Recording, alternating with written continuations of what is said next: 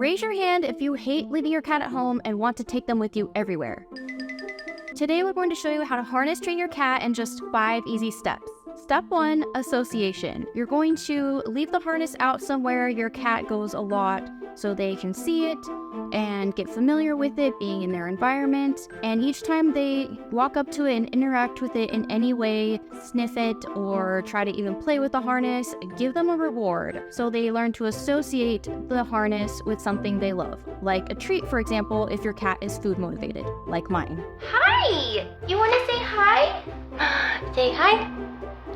I love you. Oh, just sleepyhead. So once they get familiar with being around the harness, you're going to have them try the harness on. But just for a second, give them the reward while it's on and take it off immediately. I would repeat that step until they're comfortable just having it on.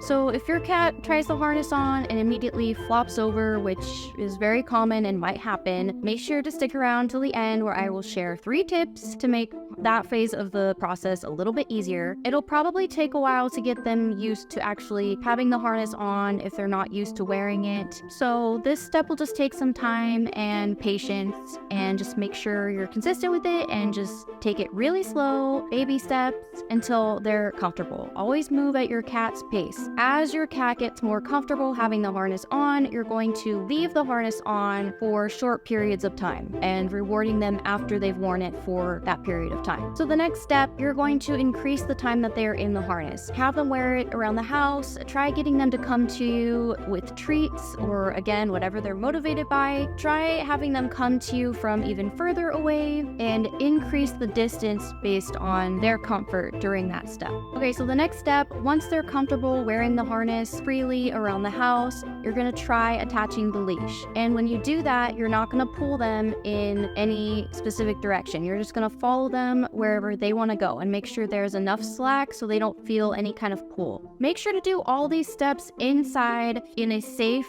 enclosed area with little distraction. So inside your home would be ideal, as opposed to going outside and starting outside where there are sounds and things that could freak them out. So once your cat has fully mastered walking around inside the house with the harness on and the leash attached, you can start taking steps to go outside. So when you start taking your training outside, you're going to want to start somewhere, again, with minimal distractions, somewhere safe, somewhere quiet, so they don't get freaked out by anything, and just follow them. And you're just going to work up from there. When I first started training Meister on a leash, I was living in an apartment and I would just walk him around the complex inside before I started taking him outside, and we just moved our way up from there. Now I'm in a new apartment and I just take him for walks around the building so that he gets used to his surroundings. A few tips if you have a floppy cat and your cat just is not taking to the harness at all and just flops over when you put it on. If your cat is food motivated, training around dinner time or any meal time is going to be super helpful because they're going to be hungry and wanting to work even more for that food. And if they have the harness on and they're hungry and putting food in front of them, they're going to want to eat, and they're probably not going to notice the harness